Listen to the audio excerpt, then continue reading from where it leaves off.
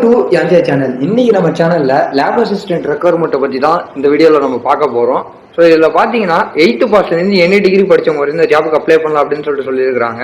இந்த ஜாபுக்கான சேலரின்னு பார்த்தீங்கன்னா மினிமமாகவே 20,000 வரையும் கொடுக்க போகிறதா சொல்லியிருக்காங்க. இந்த ஜாபுக்கு எந்த விதமான எக்ஸாமும் கிடையாது, எந்த விதமான ஃபீஸும் கிடையாது. தமிழ்நாட்டில் இருக்கக்கூடிய எல்லா டிஸ்ட்ரிக்ட்லையும் இந்த ஜாப் அப்ளை பண்ணலாம் அப்படின்னு சொல்லியிருக்காங்க. ஸோ அது மட்டும் இல்லாமல் இது எந்த போஸ்ட்டுக்கெல்லாம் வேக்கன்ட் இருக்கு, எவ்வளோ போஸ்ட்டை ஃபில் பண்ண போறாங்க, மற்ற டீட்டெயிலாக என்னங்கிறத நம்ம வீடியோக்குள்ள போய் டீட்டெயிலாக பார்க்கலாம். நம்ம வீடியோவை ஸ்கிப் பண்ணாம ஃபுல்லாக பாருங்க. நம்ம சேனலை ஃபர்ஸ்டா பார்க்குற சப்ஸ்கிரைப் பண்ணுங்க, பக்கத்தில் இருக்க பெல் ஐகானை கிளிக் பண்ணுங்க. வாங்க வீடியோக்குள்ள போகலாம். பொது சுகாதாரம் மற்றும் நோய் தடுப்பு மருத்துவத்துறை மாவட்ட நலவாழ்வு சங்கம் திருவள்ளூர்லேருந்து இந்த ஜாப் நோட்டிஃபிகேஷன் ஒன்று கொடுத்துருக்காங்க.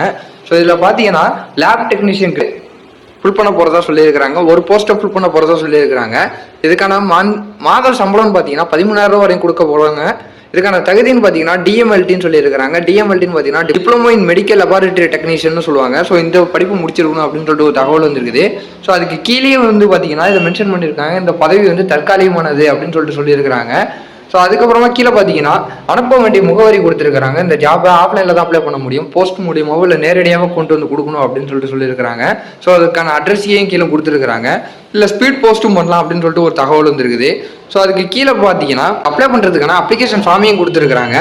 ஸோ எந்த டிஸ்ட்ரிக்டில் இருக்கீங்களோ அந்த டிஸ்ட்ரிக்ட் என்ட்ரு பண்ணிவிட்டு உங்களுடைய பாஸ்போர்ட் சைஸ் ஃபோட்டோ, ஸோ அதுக்கப்புறமா இதில் கேட்டிருக்கக்கூடிய எல்லாத்தையும் என்ட்ரு பண்ணிடுங்க. உங்களுடைய name, father name, date of birth, age, so address, இதில் எல்லாத்தையும் என்ட்ரு பண்ணிடுங்க. என்டர் பண்ணதுக்கப்புறமா பார்த்தீங்கன்னா இதோட எதெல்லாம் அட்டாச் பண்ணி அனுப்பணும், உங்களுக்கு என்னென்ன டாக்குமெண்ட்லாம் தேவைப்படும் அப்படின்னு இதில் கொடுத்துருக்குறாங்க.